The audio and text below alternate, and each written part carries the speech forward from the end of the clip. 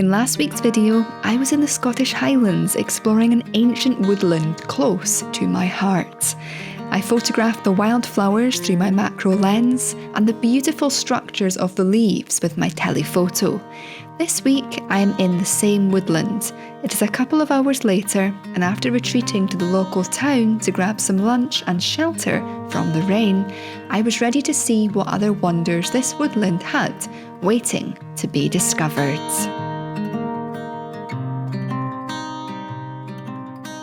I'm just finding I'm being so drawn in by the light today, and now coming back here a few hours later into the afternoon, the light and obviously the direction of the sun has changed direction, and it's opening up the woodland in many respects to new and different opportunities. And as you can see just now, the sun is pouring through here. The rain has now stopped. It's a much more settled afternoon, and it'll just be interesting, I guess, to see what different opportunities this presents. But I'm loving the way the light is coming through here right now, and I'm going to create some images around this and see what sort of photographs we can come up with.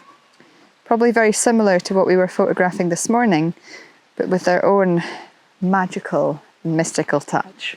The sun kept coming and going. I tried my best to work with it, framing a few different clusters of leaves, the first of which being this bunch that had been nibbled, giving them a unique appearance.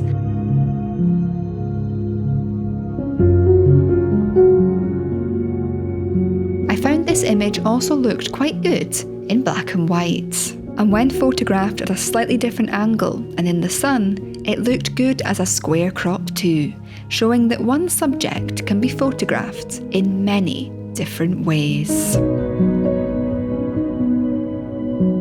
I then moved on to another bunch of leaves, which also looked well in colour and black and white.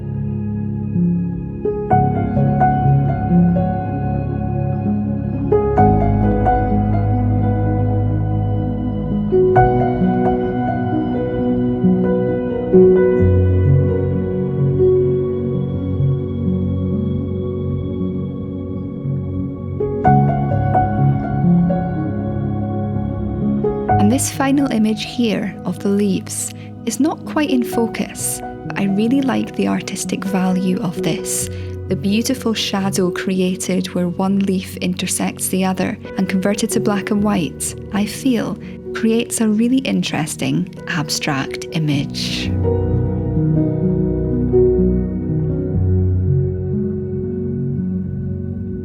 As I walked to the next area of interest, I became acutely aware of the beauty of this woodland and how each individual tree had a story to tell. The variety of species here was mind-blowing, and I couldn't help but feel in awe with how they'd all come together to form a robust ecosystem in this ancient glen. This set me up nicely for connecting with the beautiful forest floor. Wow. Look at this. It's so magical. There's just all this beauty growing around me. These, I don't know what they are, they look like clovers. They're just everywhere. And we've got the beginnings of the mushrooms beginning to appear, or the fungi. Wow. I think I might stick around this spot for a little while, maybe get my macro lens out and really connect with this. The beauty at my feet right now and just surrounding me is absolutely incredible. It's so magical, this place. I mean, woodlands in general are so magical. When you can find an old woodland like this, which has so much life in it, so much biodiversity, it really makes you feel alive. And it's like something out of fairy tales. Oh, I just love it. My imagination right now is running wild.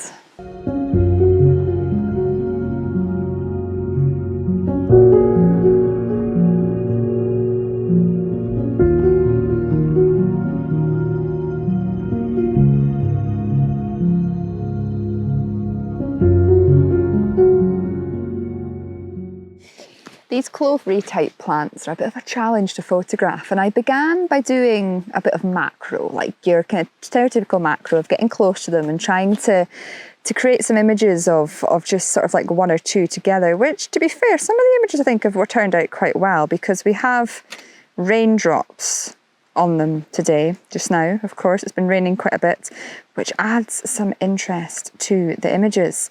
But then what I've been doing is just sort of scanning around and trying to get a collection of them and try to frame like a really nice shaped one with nice green, this lush green colour, with some of the darker, more contrasted ones surrounding it. So that's kind of what I'm doing just now, is a mixture of the stereotypical macro and these more zoomed out images, because of course macro lenses aren't just macro lenses, they're also prime lenses. So I'm trying to make the most of that right now and just see what sort of images I can create. But I'm finding this quite a challenge. But what I'm loving, especially when I'm sort of panning around here and looking at the different, how they're all interacting with each other, or how they're all grown in relation to each other, and trying to create a pleasing image. What I'm loving is it's making me just see this incredible world. Like, this here is a world of its own. There's so much to see just in this. You've not just got these clovery-like beautiful plants or little growths here, you've also got all the mosses and the lichens and everything else within it. And occasionally the odd bug or fly appears as well, which is really exciting. And that's one of the joys about macro, is when you really stop in one place and really immerse yourself in it, you begin to see a whole new world, and it completely switches you off from everything else that could potentially be going on in your head. And one thing I'd like to say, if you haven't done the 1 meter challenge that I shared recently in another video, I'd highly recommend it. Just sitting in one spot for half an hour or so and just photographing whatever's around you. You get fully immersed in that scene, and it opens up a whole new world of opportunity for you. It gets you out of your head, into your body, and connecting with nature. And it's beautiful. Connecting with this area was great fun, although I found photographing here very challenging. I love doing handheld macro, but in hindsight, I feel this subject would have benefited from a tripod and focus stacking. Most of my images ended up being out of focus or messy compositionally, but here's a couple of images that I felt reasonably happy with.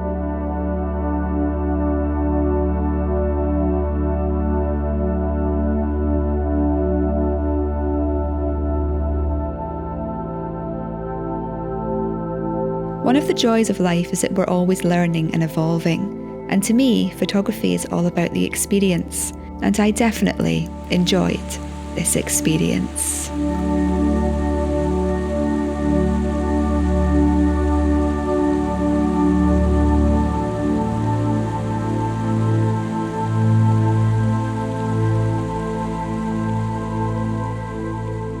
Just getting ready to end today's outing, which has just been amazing. The connection I feel to this woodland, I've never quite understood it. Today I think is only the 4th time I've been here, but every time I come I feel so alive, so connected, and so in love with it. It's just, I feel such a deep connection to this woodland. It's so beautiful, and I would love to come back and spend more and more time here in the future.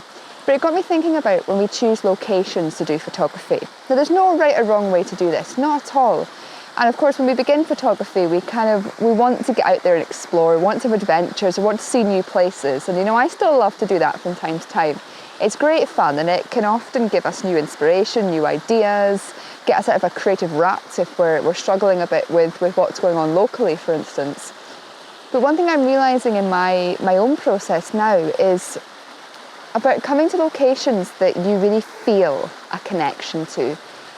Not necessarily and always because you're going to create more interesting images, but because of the experience.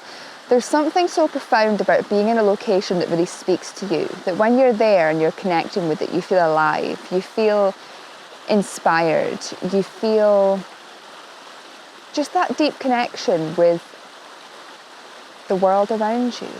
And we don't get that in every location. I've spoken in the past about the fact that I do not feel that in mountainous areas, whereas some people love hiking up mountains and photographing them at sunrise and sunset. It's It's never appealed to me. Even looking at mountains, I think they're beautiful, but I don't feel a connection to them.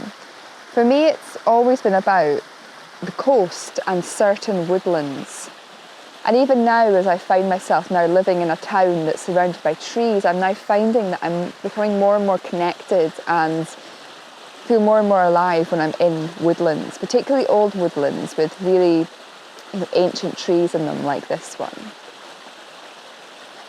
And when I feel that connection, my photography experience is enriched massively. So I just wanted to share, I guess, at the end of this video.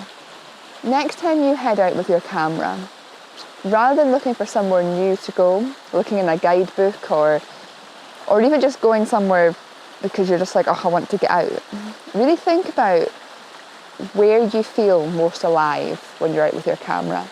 Or even where do you feel most alive when you go walking? Just any time outdoors, where do you feel most alive? And make a conscious effort to go to that location or that subject matter, that sort of environment, and just see how your experience with your camera is heightened, how it's enriched. Do you feel more connected, more alive, more inspired, more creative when you're in a location that really speaks to you? And just see what it does to your photography. We can't always explain why we're drawn to somewhere. I think as humans we're always wanting to rationalise things, but we can't always explain it. But one thing we can do is feel it. And if a location makes you feel a really deep love and adoration for it, just go with the feeling. Because creativity is often about feeling. Art is about feeling. And if you're like me and you see photography as a creative expression, why not try and enrich your experience by going to that place that you feel that connection, that you feel that deep love for. And like I said, just see what happens. Today has been amazing. I feel so alive here. I could literally spend a whole week here, or even more. I could come back here every week and not get bored of it, because there's something about this place that speaks to me so deeply. And I'm really going to make a conscious effort, I think, to come here a few times a year and really connect with it. Oh, it's just phenomenal. Let me know in the comments below, where do you feel most alive when you're out with your camera? Whether it's a specific location or whether it's a specific landscape. You don't have to disclose locations, but just where do you feel most alive? And if you've not worked that out yet, I hope you do soon, because it will really, I feel personally, it will really enrich your experience. As always, I want to say a huge thank you for watching, and I look forward to seeing you all again next Sunday.